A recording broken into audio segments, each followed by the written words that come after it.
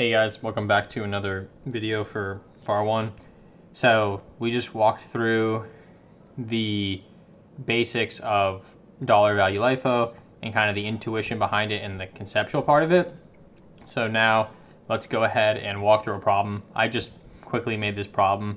The numbers are all made up and I just thought it would be easier to just make a quick problem and walk through it with you guys and just describe kind of how it works.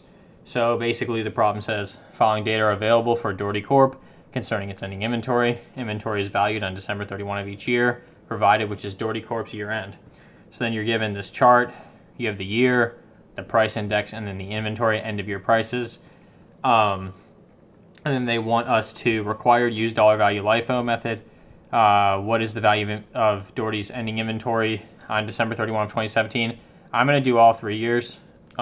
15, 16, and 17, just because that way we can walk through it and we can kind of see that over time, over these 3 years, it changes. Okay, what is going on changes, and in this problem, we actually end up building up a layer and then we erode part of that layer in 2017. Okay, so let's go ahead and go through this. For 2015 is the easiest year. Okay. Basically, the procedure for dollar value LIFO, what you want to do is that you want to so we're just going to talk through this as we're doing it, okay? The first year, we're just going to do it all the way through just so that way it's clear, but it is pretty easy for the first year. What you want to do is that you want to take your inventory at end of year prices, which in this case for 2015 is 200,000, and you want to divide by the price index, okay? And so once we do that, in this first example, we have 200,000, okay? This 200,000 represents ending inventory at base year prices, okay? That's what it's called, ending inventory at base year prices, all right? And so what's going on here mathematically is that for the first year, there's no issues because it is the base year, the price index is always 100, but for the other years, what we're gonna do is that when we're dividing by this price index, what we're trying to do is that we're trying to take out the effect of any inflation on the ending inventory, right?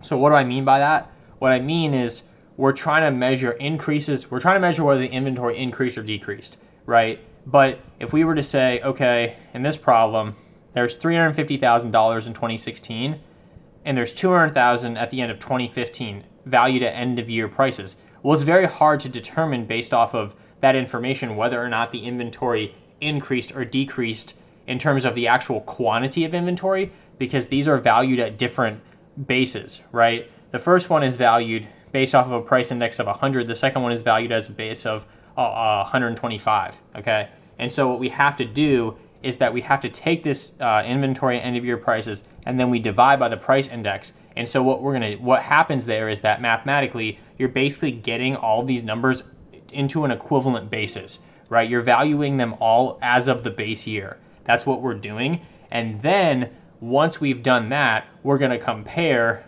the ending inventory at base year prices to the beginning inventory at base year prices. And then we will determine whether or not we've had an increase or decrease in the inventory. Okay, that's the procedure. And so, and we'll walk through it. We're going to keep moving through, but I just wanted to kind of highlight that with these numbers before we keep going. So basically we have 200,000. This is our first year. And so that means that our ending inventory would be 200,000. We only have one layer, 200,000 times 1.00. I'm only writing it all out just so that we can get in the habit. But yeah, so basically it would be 200,000 is our ending inventory at dollar value LIFO for 2015. Then 2016, we have to do two steps. We have to do 200,000 divided by 1.00. Or sorry, my bad. We have to do 350,000, scratch that, I apologize. 350,000 divided by 1.25. If we do that, we will get $280,000. Okay, again, this is ending inventory at base year price as of 2016. It's $280,000. So then we compare this 280 to the 200,000. Okay, that's what we're gonna do. We're gonna say, what's ending inventory at base year price versus beginning inventory at base year price. All right, and so in this case, we can clearly see that inventory has gone up by 80,000, right? Because we're comparing these. These are on an equivalent basis. These are both valued as of the base year, which means that we've had an absolute quantity increase of 80,000. That it's valued in dollars at 80,000, right? So we've actually had an increase in inventory, and the value of that is 80,000 as of the base year. Okay, so that's the first thing to do. The second thing to do is now to actually price out each layer at the respective index. Okay, so we always say, okay, our first layer is the base year, okay, and so that's 200,000, okay, and so and the reason we know it's 200,000 is because this 280, it's above, it's at least equal to 200,000. As long as this number is greater than the number at the beginning of the year, then we're always going to have that first layer intact, okay. Then we would have the next 80,000, which was built up during the period when the price index was 1.25. Okay, we're going to multiply that 80,000 by 1.25 to actually get the value of that. And then we're going to say that ending inventory using dollar value LIFO for 2016 would be the 300,000. Okay, and then finally 2017. This is the hardest part, okay? Again, same procedure. Take the ending inventory at end of year prices divided by the price index. We would end up with 270,000 in that case. Now we're going to compare the 270 to the 280. So now we can clearly see that the inventory has gone down, right? 270 is obviously lower than 280. It's lower by 10. And so what that means is that we're going to start eating into these layers that we've built up in the past years, okay? The procedure for dollar value LIFO is that you eat into the most recent layer first. And so the most recent layer would be this layer here, right? Because we built up this layer and then we just built up this layer last year. All right, so we're gonna eat into the $80,000 layer, okay? So we still have our first layer from base year. There's no issues there. And that's because this number here is at least 200,000, right? So if it's at least 200,000, then we still have that layer. But then we're gonna see that we're gonna eat into part of the layer that's established during, let's see, 2016, okay?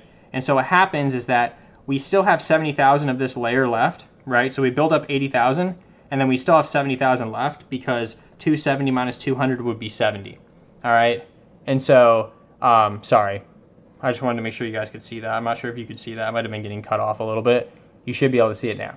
Okay, so what happens is, let me just repeat that. So you have 70,000 of the layer left, and you know that because we started off with, we had 80,000 last year, but that was when we had 280,000 of ending inventory at base year prices, but now we only have 270,000, and so we would subtract this initial base year, and then whatever's left is the amount that we're going to value at 1.25. And so the last little note here is so that 287,500 is ending inventory at dollar value LIFO for 2017. The last little note is this piece here. Why are we using 1.25? We're using 1.25 because that is the price index when we built the layer of inventory, right? So we built this layer in 2016, and so the price index there was 1.25. And so we're always going to keep using that same price index even going forward, okay? I actually wrote 1.5 initially. I got a little bit jumbled. That's something where you can get confused quickly or easily. Even I'm making that mistake. And so the point is to catch yourself and to realize you have to make sure that's at 1.25 and not 1.5 or whatever the next year price index is.